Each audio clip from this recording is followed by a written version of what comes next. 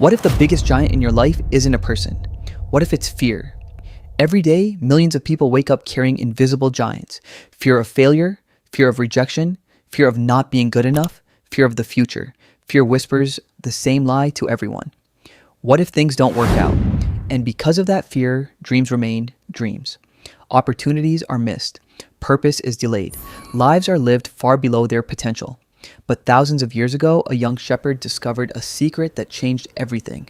His name was David, and his story reveals why fear controls most people and how you can break free from it. Imagine standing in a valley between two armies. On one side stood the Israelites. On the other side stood the Philistines. For 40 days, a giant named Goliath walked onto the battlefield. He was over 9 feet tall, a trained warrior, covered in armor. His voice echoed across the valley. He mocked Israel. He insulted their God, and he challenged anyone brave enough to fight him. But nobody moved. Not the soldiers, not the commanders, not even King Saul. Day after day, the giant appeared, and day after day, fear grew stronger. Because that's what fear does. The longer you stare at it, the bigger it becomes. Eventually, the Israelites stopped seeing a challenge. They only saw an impossible problem. Maybe you've experienced that. A financial struggle, a painful diagnosis, a broken relationship, an uncertain future. At first, it seems manageable, but the longer you focus on it, the larger it appears. Fear magnifies everything it touches. Then one day, a shepherd boy arrived. David wasn't a soldier. He wasn't trained for battle. He wasn't physically impressive. He came simply to deliver food to his brothers. But when he heard Goliath mocking God's people, something happened. He saw what everyone else saw, but he interpreted it differently. While others focused on the giant's size, David focused on God's power. This is the first lesson fear doesn't want you to learn. Fear is not always about what you see, it's about how you see it. Two people can face the exact same problem. One sees defeat, the other sees opportunity. The difference is perspective. The soldiers asked, "Who can defeat this giant?" David asked, "Who is this giant compared to God?" That single shift changed everything, because courage doesn't come from believing you're strong enough. It comes from believing God is greater than what you're facing. King Saul tried to discourage David. He told him he was too young, too inexperienced, too weak. But David remembered something important. He remembered every battle God had already brought him through. The lion, the bear, the hidden victories nobody else saw. And that's another reason fear controls people. Fear makes you forget.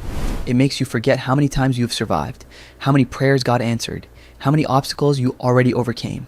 Fear wants your attention fixed on today's giant. Faith reminds you of yesterday's victories. David stepped onto the battlefield carrying only a sling and 5 stones. To everyone watching, it looked foolish, but faith often looks foolish before it looks powerful. As David approached, Goliath laughed. The giant couldn't believe this was his opponent, but David wasn't intimidated. Because confidence rooted in God doesn't depend on circumstances.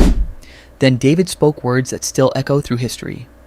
"You come against me with sword and spear, but I come against you in the name of the Lord." In that moment, the battle was no longer David versus Goliath. It became faith versus fear. David ran toward the giant, not away from him, toward him. And that's the opposite of what fear tells us to do. Fear says, run, hide, wait, avoid. But faith moves forward, even when your knees shake, even when you're uncertain, even when you don't have all the answers. David released a stone, it flew through the air, and the giant fell. One stone, one moment, one act of faith, and the giant who terrified an entire nation collapsed to the ground. But here's the part most people miss. David didn't defeat Goliath the day he threw the stone. He defeated him long before that. He defeated him in his mind, because every victory begins there. The real battle wasn't in the valley. The real battle was against fear. And the same is true today. Your greatest enemy may not be your circumstances. It may be the fear those circumstances create. Fear says you're not enough. Faith says God is enough. Fear says you'll fail. Faith says God will guide you. Fear says it's impossible. Faith says nothing is impossible with God. The giant in your life may look overwhelming. It may have been standing there for weeks, months, maybe even years. But remember this, the size of your giant doesn't determine the outcome. The size of your faith does. The same God who helped David face Goliath is still working today, still strengthening people, still opening doors, still making a way where there seems to be no way. So whatever giant you're facing right now, Stop measuring it against yourself. Start measuring it against God. Because fear grows when you focus on the giant. Faith grows when you focus on God. And when faith becomes bigger than fear, giants fall.